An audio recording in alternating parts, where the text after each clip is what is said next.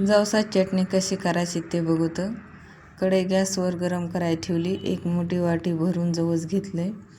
जवस 5-6 मिनटं भाजू द्यायचे. हे असं सारखं हलवीत राहायचं जवसाला.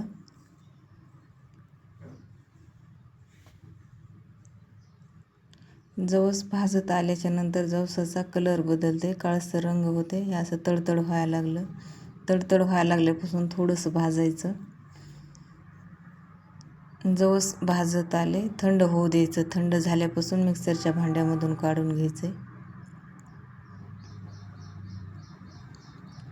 1 वाटी लसणाच्या पाकळ्या येतात, 1 वाटी मीठ, 1 वाटी लाल तिखट. हे एकदाच बसत नाही म्हणून 2 वेळेस मिक्सरमधून काढावं लागते.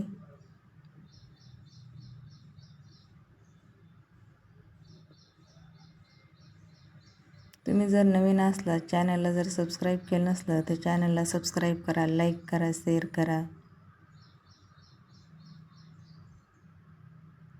चटणी तयार झाली. कशी वाटली रेसिपी कमेंटमध्ये नक्की सांगा.